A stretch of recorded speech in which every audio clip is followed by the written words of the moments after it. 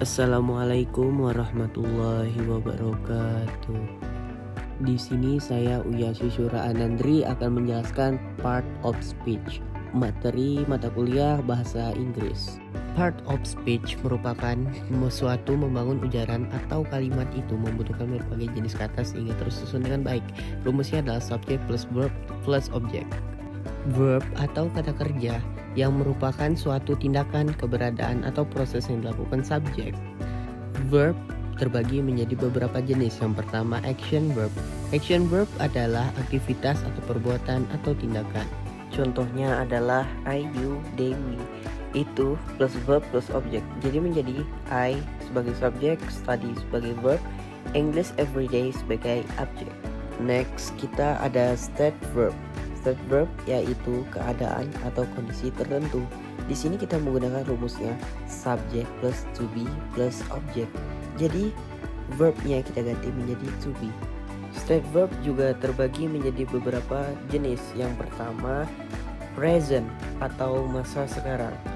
Di sini ada I sebagai subject and am sebagai to be. You, we, and they itu sebagai subjek, to be-nya kita menggunakan are. And she, he, it itu sebagai subjeknya dan to be-nya kita menggunakan is.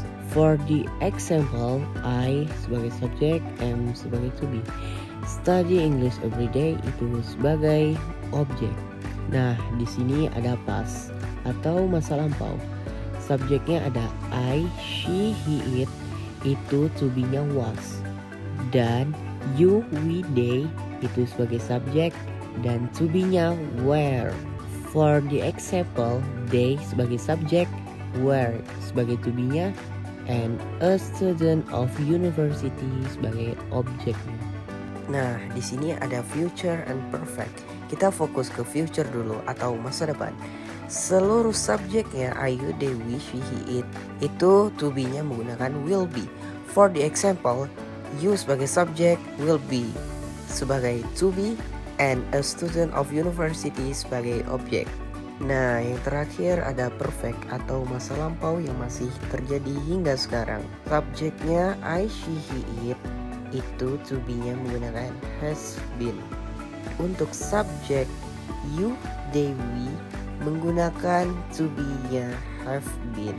For the example, we sebagai subjek, have been sebagai to be, and student of the university sebagai objek.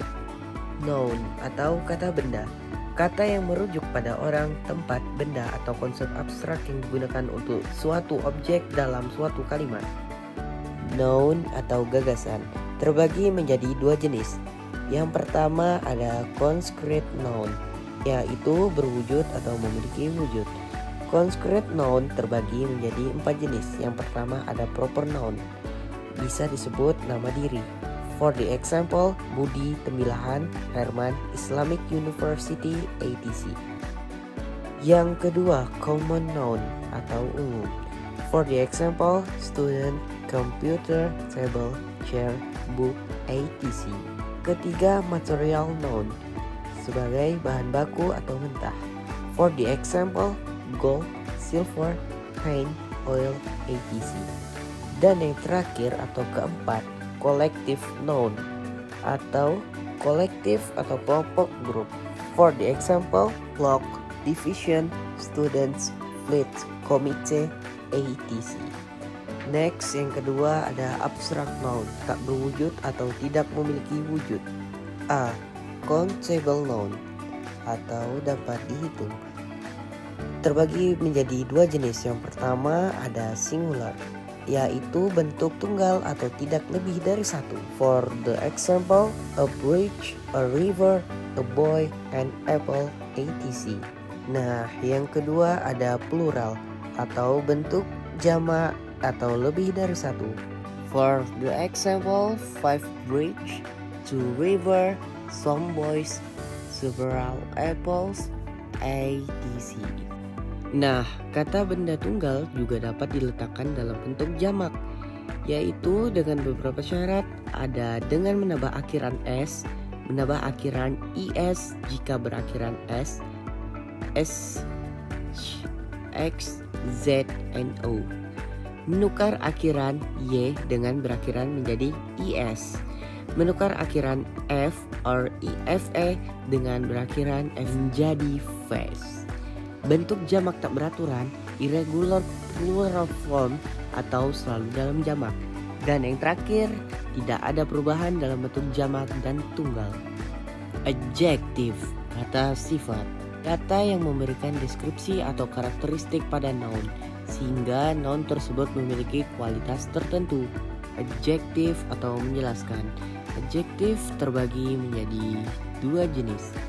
Yang pertama descriptive adjective atau kata sifat deskriptif. Kata sifat yang melukiskan sifat dan keadaan seseorang, hewan, atau benda. For the example, a brave girl, expensive dress, etc. Nah, yang kedua ada numeral adjective atau kata sifat numeral. Kata sifat yang menunjukkan banyak kata, benda, atau dalam urutan keberapa. Numeral adjective ini terbagi menjadi dua jenis. Yang pertama, definite number, bilangan tertentu. Definite number terbagi menjadi tiga jenis. Yang pertama ada cardinal number atau bilangan pokok. Adalah bilangan-bilangan yang menunjukkan berapa banyak benda yang ada.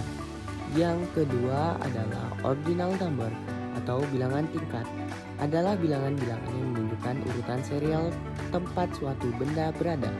Nah teman-teman, ada ungkapan penting nih untuk ordinal number. Yang pertama menyebutkan tahun, year. Jika ingin menyebutkan tahun, misalnya 2010, cukup membagi tahun menjadi dua bagian. Contohnya tahun 2010, kita dapat membacanya angka 20 dan 10. Seperti 2010. Jadi kita baca 2010 dalam bahasa Inggris 2010. Kita membagi menjadi dua bagian. Nah, yang kedua dalam menyebutkan tanggal or date. Jika ingin menyebutkan tanggal, misalnya 1 Juli tahun 1998, itu kita menggunakan ordinal numbers. Ordinal number misalnya seperti first, second, third, etc. Nah, jadi cara membaca 1 Juli 1998 itu adalah the 1st of July 1998.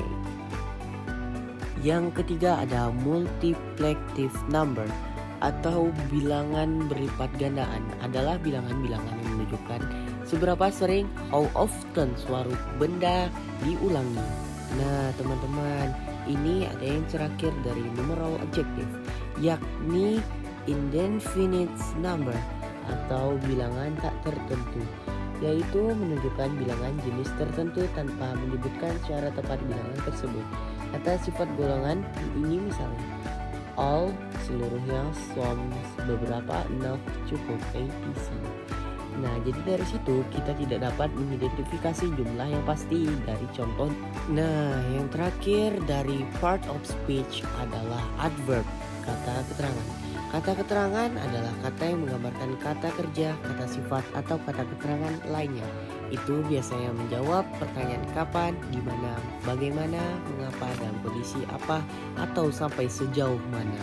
Adverb atau menjelaskan. Adverb terbagi menjadi tiga jenis. Yang pertama ada adverb of time atau kata keterangan waktu. For the example, in the morning, in the afternoon, 2 days later, at night, yesterday, at 7 o'clock in the evening, tomorrow, etc. Nah, yang kedua ada adverb of place atau kata keterangan tempat. For the examples, at home, on the beach, on the bank, in the laboratory, in the restroom, at the room, in Sembilahan, in Indragiri Hilir, etc. Nah, yang terakhir nih atau yang ketiga, adverb of manner atau kata keterangan cara, yaitu kata yang menjelaskan keterangan cara bagaimana sebuah aktivitas atau tindakan yang dilakukan. Pada umumnya, kata keterangan ini berasal dari kata sifat adjektif yang diberi akhiran ly. For the example, great, kita tambahkan ly menjadi greatly. yang berarti dengan bagus. Beautiful, kita add ly menjadi beautifully dengan artinya dengan cantik. Honestly, kita tidak menambahkan ly karena sudah ada ly menjadi honestly atau artinya dengan jujur. Kind, kita menambah ly menjadi kindly atau dengan baik. Nah, ada catatan nih teman-teman. Untuk honestly, beberapa kata yang berakhiran ly seperti kata lovely or friendly tidak termasuk kata keterangan yang menjelaskan cara, manner, tetapi merupakan kata sifat adjektif yang dalam kasus ini akar katanya berasal dari kata benda dan kata kerja. Thank you for listening. Terima kasih buat Ibu Felsi Triasohana, SPD, MPD atas binaan dan arahannya serta bimbingan dalam bahasa Inggris. Terima kasih sudah menonton. Saya Uya Syura Anandri, pamit undur diri.